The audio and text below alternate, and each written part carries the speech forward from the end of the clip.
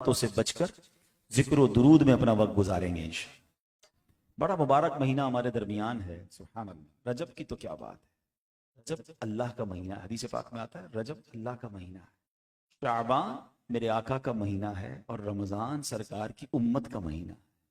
تو یہ سیکوینس کے ساتھ، یہ ترتیب کے ساتھ موتیوں کی لڑی ہے کہ مبارک مہینے آ گئے ہیں۔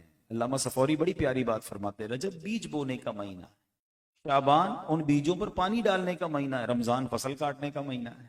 فرمایا جو رجب میں عبادت کا بیج نہیں بوئے گا، شعبان میں ان بیجوں پر آنسوؤں سے آبیاری نہیں کرے گا، وہ رمضان میں رحمت کی فصل کیسے کاٹے گا؟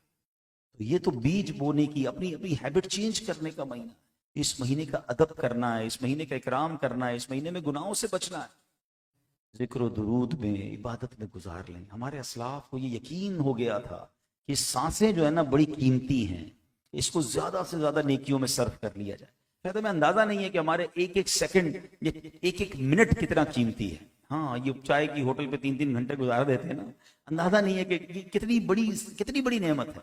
ذرا مل کر کہیے سبحان اللہ، ذرا زور سے تو کہیے نا سبحان اللہ۔ اب کہیے الحمدللہ، اب کہیے اللہ اکبر۔ کتنی دیر لگی؟ 30 سیکنڈ نہیں لگے۔ جس منٹ میں نے شروع کیا تھا وہ منٹ، وہی منٹ باقی تھا، دوسرا منٹ شروع بھی نہیں ہوا، اور آپ نے سبحان اللہ، الحمدللہ، اللہ اکبر کہہ لیا۔ مگر آپ کو اندازہ اس کا ثواب کتنا ہے؟ میرے نبی علیہ الصلوۃ والسلام کے سچے وعدے ہیں، جو ایک بار سبحان اللہ کہے جنت میں درخت لگا دیا جاتا ہے، ایک بار الحمدللہ کہے جنت میں درخت لگ جاتا ہے، ایک بار اللہ اکبر کہے جنت میں درخت لگ جاتا ہے۔ اب آپ مجھے بتائیں کہ بیٹھے بیٹھے 1 منٹ بھی پورا نہ ہو اور مجھے جنت میں 3 درخت مل جائے۔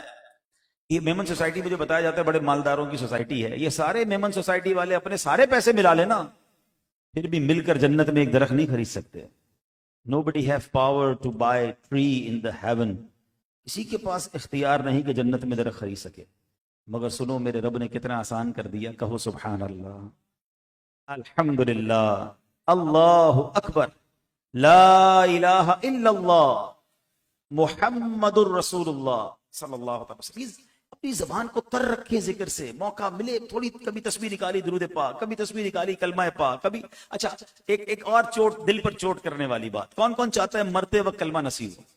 سبحان اللہ، ہر مسلمان چاہتا ہے۔ حدیث پاک میں بشارت بھی ہے نا کہ جس کا آخری کلام ہو لا الہ الا اللہ، وہ جنت میں جائے گا۔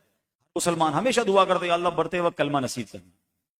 اب ایک سوال کروں، آج کتنی بار کلمہ پڑھا ہے؟ اس پورے ہفتے میں کتنی بار کلمہ پڑھا ہے؟ مہینے میں کتنی بار پڑھا ہے؟ کمال ہے۔ مرتے وقت سب کو کلمہ پڑھنا ہے، زندگی میں نہیں پڑھنا ہے۔ اللہ کے بندو، زندگی میں سب سے افضل ذکر، حدیث پاک میں فرمایا افضل الذکر لا الہ الا اللہ۔